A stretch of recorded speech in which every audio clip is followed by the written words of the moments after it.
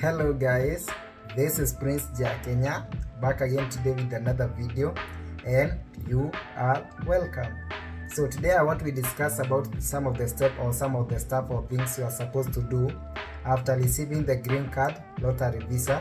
So this is after you have gone for your interview, after you have received your 2NL. After receiving your 2NL, you prepare yourself, you have gone for the interview, you have received your visa. Congratulations, my darling. The green card lottery journey is not that easy. For those people that has walked through this journey, they can testify that it's not easy. It's a journey that is requiring a lot of patience. So right now, if at all you are in this journey, don't give up. Keep on waiting. Keep on searching information, and you will be good to go. So what are you supposed to do once you go for your interview and you have received a visa? So the thing is, after going for your interview, the visa usually take 1 week. The visa usually take 1 week for those people that are in Kenya. I don't know about the other embassies in the other countries, but I think even in other countries it usually take 1 week. Then there is a way. There are some people that there are some countries like Kenya whereby you don't go to the embassy to pick your visa, but they usually send you the visa through DHL office, through DHL carrier service. Sorry, not DHL office, but you will go to correct your visa on DHL office. But probably other countries you may go to correct your visa at the embassy. So now you have received your visa at hand. What are you supposed to do next, now knowing that you have a visa? Just to let you know is that the green card lottery visa usually is given 6 months. The green card lottery visa is given 6 months. So you are supposed to travel before the 6 month expires. So if at all maybe you went for an interview on January, you are supposed to travel before June, because if you extend from June, your visa will expire, and you know what? The visa is non-renewable. The visa is non-renewable. So my advice and my greatest advice is, once you receive your visa, just make yourself, by the way, plan yourself to fly out before even the visa expires. And the reason to why I'm advising you to travel before those 6 months, try your best to travel as soon as possible once you receive your visa, is because unexpected usually comes. Like for those people who won their DV lottery, sorry to remember the moment back in 2020. So some of them went for the interview, they received their visa.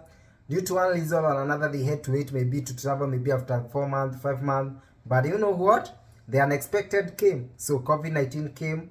The flights were cancelled and the flights were closed. There was no any flight to any country.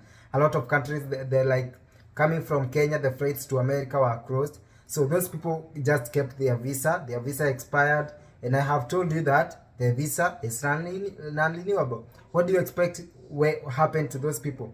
Some of them up to date, they are still in Kenya. So my advice is, if at all you know you have financial, you have money, try your best, by the way, to book the flight even as quick as possible. As quick as possible, try your best to book the flight and relocate over here in America. By the way, and a good thing is that while booking for your flight, you don't book two and fro or two way. You just book one way, because you are not coming to go back soon. So for the people that usually ask themselves, do I book the two and fro ticket, or is just one way? The correct answer is one way, because you are not coming to go back. Maybe if at all you will go back later. Whereby don't worry about booking two and fro. Just book one way. And another thing to do the research about the cheaper flights. It depends with the season, and it depends with the type of airline you are using. So it's good, even if you don't have a lot of money to book for the air flight, try to do some research on Google. Try to ask this expert, but don't give anybody money, by the way, to book your flight unless you know the person very well. Don't trust anybody with your money. But the thing is, do yourself a research of the cheaper flights that they are flight to the state that you want. And you might be lucky to get a cheaper flight from a good deal as from $700, $750. That is from 60 something thousand, 70 something thousand, 80 something thousand. Don't just stay there hoping and thinking that the only flights that are there is over 100,000. And the way the more you are staying there, the more you are draining yourself. The more you are draining yourself, the more you are risking yourself for your visa. The more the days for your visa to expire are keeping on going. So After receiving your visa, try your best, my darling, to book a flight as soon as you can. Be communicating with your host, because host is very vital and a very important person by the way once you come here in America. So unless there is communication between you and your host, your life will start with a wrong way, or with miserable. So try your best to be communicating with your host, because host is the one that's gonna make this journey of relocation easier or harder. Because if you have miscommunication between you and your host, you might end up staying longer back there in your country, expecting maybe to get the feedback or go ahead from your host. Whereas maybe you can come here, and when I say communicate with your host, I mean this way. Probably you have kids, probably you have yes, you don't have enough money, probably maybe there is a way you can talk with your host and tell, maybe even tell your host, maybe give me time, I want to find this, and maybe that thing you are thinking that is holding you back in your country is not that important. Sometimes it's good to let your host know that I am this way and I'm coming this way, but if at all you can allow me to come the way I am, maybe if at all I don't have enough money to do this, or I don't have that, or I even don't have any pocket money, I will come and look for a job, and once I get a job, I will support in house stuff, or in the budget of the house, or stuff like that. So communication with the host is very important from once you received your visa. Even by the way, even before you received your visa, you are supposed to be talking with your host, but once you receive your visa, that is even where you and your host are supposed to be in touch most than any other time, because host will help your relocation journey to be easier. So after talking with your host, and maybe you have planned with your host, and your host have told you that he is ready and he can wait for you on a certain day, the next thing is to book your flight. And thing that I have forgotten, before you book your flight, you are supposed to pay for your green card ID. So by the way, even there is an instruction and a white paper that will be given on the embassy. As I told you in my interview experience video, is that you will be given two papers. One is for congratulations, which is a green paper, and another one is a white paper to guide you how to pay your green card. By the way, try your best to pay your green card back there in your country, unless you don't have any money. And if you don't have any money, just come the way you are, you're gonna pay it here. But be patient and be ready to wait once you come and pay it here.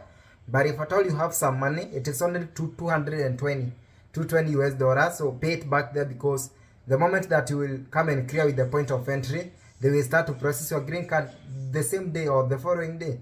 But once you come to pay it here, the day that you will pay, that is the day that it will count for you, and that is the day that they will start to process your green card. So after you pay your green card, now book your flight. But even before booking your flight, I forgot another important thing. Try to carry all your documents. Try to plan yourself. There is no need by there sometimes to carry a lot of clothes, because talk with your host by there and ask your host about the season. Like right now, we are entering the winter, so you might carry some which won't come to benefit you here. So talk with your host and ask your host, is it necessary for me to carry a lot of clothes? Sometimes by the way it's not necessary, because maybe even your host have, okay, let me just say this, you might carry a lot of heavy jackets, and your host has a lot of heavy jackets from the last season that she or she didn't use, and might be she can come and assist you for a while before you get your own money, before you get a job or money to buy now the another new heavy jacket for you yourself here. So talk. That's why I said it's important to talk with the host, because you might carry a lot of luggage that are unnecessary, a lot of clothes that are necessary, that some you won't come to use it here. So talk with your host, pack all your documents. By the way, don't leave any of your document back in Kenya, because, or in your country, because I'm not talking only to Kenya. Don't leave any of your document back in your country, because even if you leave it, whom are you leaving it with, by the way? And I told you that some of the documents that are from your country, like high school diploma, high school certificate, and birth certificate, you will come to use them here. So once you pack everything, your everything that you need, you have talked to the host, and you have know that these are some few clothes that are gonna carry. You have booked your flight. That day, go and take your flight, and may the Lord protect you in your flight, and welcome in the United States of America. So once you come here, you will clear with the point of entry. After clearing with the point of entry, the next thing is that you will have to wait for the social security card. You will have to wait for the social security card. So social security card usually in some state take 1 week. In many cases, you don't go to apply for the social security card yourself, but once you clear with the point of entry.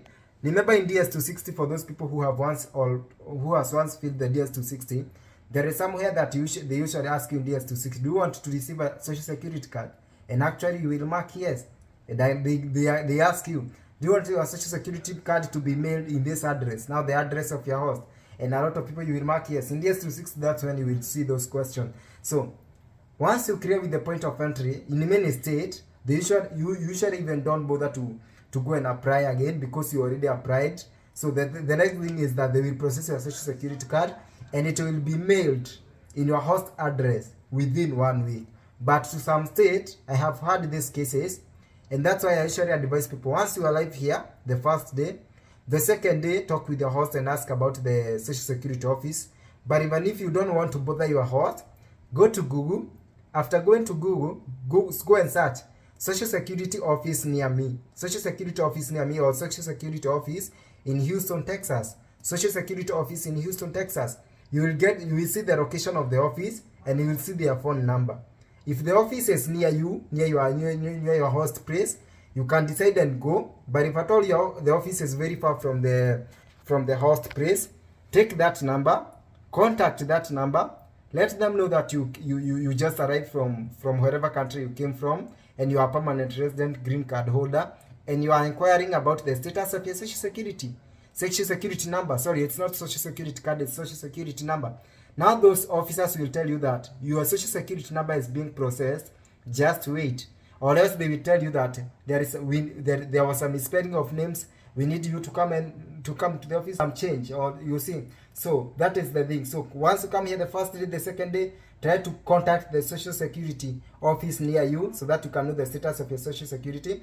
You will know whether you have to wait for 1 week, or you will know whether they need you in the office to go to do some changes. So after receiving the social security number, now you are good to go. But there are a lot of people usually just stay in their home, having no jobs. They say that they are waiting for green card. Green card usually take like 2 to 3 months. If you paid back in your country, green card will take like 2 to 3 months. And there is no way you can just stay in your host place 2 to 3 months waiting for a job. So what next? Once you receive your social security number, try to apply jobs online. By then there is this advice that I usually advise people. If you talk to your host, by the way, that's why the host is very important. Because your host is the one that knows the state and the place that you'll be living well. It might be while driving, he or she usually see a lot of places with a post for we are hiring. So your host can tend to take you to those places to apply in person. But remember, I'm telling you where you only have the social security and passport. But if at all your host is even busy, go to Google the hiring agency. Sorry, this is the term. Employment hiring agencies near me, or employment hiring agencies. Put the name of the location of the place you will be. Employment hiring agencies in Houston, employment hiring agencies in Dallas, in Seattle, or wherever. Once you pick the number of the location, if at all you can go to yourself to the location, go to the office direct. Just carry your social security and carry your social security and carry your passport. So go to the office if at all the office is near. If at all the office is not near, you can just contact them and inquire about the jobs opportunities they have. You know, the reason why I'm telling you this is because getting a jobs from an agency is quicker than you yourself going to apply for yourself. Sometimes in some state, applying jobs for yourself, it can be hectic and stressful. But once you go to the agency, there is a lot of company that has placed their application and request for employers, for that agency to find them employers. So go to this is after maybe the second week. You remember you came here in America first week, then you received your social security card within the first week. After the first week, now the second week, that is when you are doing this stuff, going to look for a job. But in some state, you might be lucky to get jobs even within the third to fourth to fifth day. I don't know about how state happens and how it depends with, like, when if at all you are Kenyan, maybe there is a lot of Kenyans there, they might help you out to get a job quicker. But I mean, for that person, he or she don't have another way that he can do to get a job quicker. She have to go to the right direction. She have to go to follow the right protocol, That's how I mean. So once you go to that office with your social security and passport, let them know that you are applying for jobs, and don't, for the first time, don't choose, although you can ask them to find you a job that is nearby your place, that you can be able to commute through a bus, through a train, or through an Uber for a while before you buy your own car, or you make friendship. By the way, this is how it goes. For the first time, once you get a job, it might not be easy for you to, you will use the means of transport like Uber or train, but over there in your workplace, you will make some friends. You can talk to this friend that will be giving them some money, like every week you can give them $50 or $40 for the gas, and they will be dropping you every time you are, they might be picking you up or dropping you every time that you are going to work. So once you go to the agency, if they ask you for the permanent resident card, that is green card, let them know that you are permanent resident, but you just arrived from the wherever you came from, and you have to, and you already applied the permanent resident. You can go with the receipt, and you have to wait like for 1 month or 2 months to get a permanent resident. And if at all they want more confirmation, there is a number, USCIS number you can call to confirm for the USS. For them, you can tell them to call, or you can call yourself if they need confirmation. The USCIS will let them know that yes, truly this is a permanent resident, and he or she is allowed to work. That's how it happened to me. I went my second week to apply for a job from the agency. I got the job, started the job, by the way, in the third week. The first day of the third week, that was Monday of the third week, I started the job. But on Tuesday, they called me out and asked me that, oh, you know what, we need your green card. But I told them, I told you yesterday that I'm permanent resident and I'm allowed to work. It's only that I applied the green card and I have to wait for 1 month or 2. You know, they told me the thing is, now call, let us give you this number, and let the USCIS number, and confirm your case status from the USCIS, and let that okay, I think they had already called the number. They needed me again to call. I don't know for what reason. So they gave me the number. I called the USCIS and told them that I have been given this number by my company, telling me to confirm my status, because I arrived here, I started the job, but they want to confirm that I'm a permanent resident. So the lady that picked my number talked to me and told me, your case is well, and we are processing a green card. So again, I don't know whether the office called to reconfirm, and they were told that way, because they texted me and told me you are good to go, continue with your job. You know what? I waited for next more 2.5 months before my green card came out, and I was still working. So don't wait until green card to look for a job. Another thing that you are supposed to do within your first week once you come here. Sorry, by the way, I didn't follow these things in order, but I don't care as far as you get the information that I'm giving out. I apologize, by the way, because I even was not intended to make this video, but for one reason or another, I just made it. So another thing that you're supposed to do to prepare for your driving test, try to download the driving manual book of your state. Like if you're in Texas, go to Google, download the Texas driving manual book. Try to be reading that book, because in your theory test of your driving and a lot of stuff that you will go to you will experience yourself in the physical test, they are in that manual driving book, so that when your host gets time, he or she will be teaching you on how to drive. Now with those stuff, like you are now here, you are preparing for yourself to get a driving license, you are here, you have a job, you are here, you are waiting for your green card, you are good to go. I think I will make another video, because even this video is very long. I don't want it to be longer, to be so long, but I will make another video to explain even the steps after that. So may God bless you, may God be with you. I apologize for this video, because I know I have mixed up myself, but the good thing is that you have gotten the information that I was intending you to get. So bye bye, and see you later. Please subscribe if at all you know you haven't subscribed. See you later.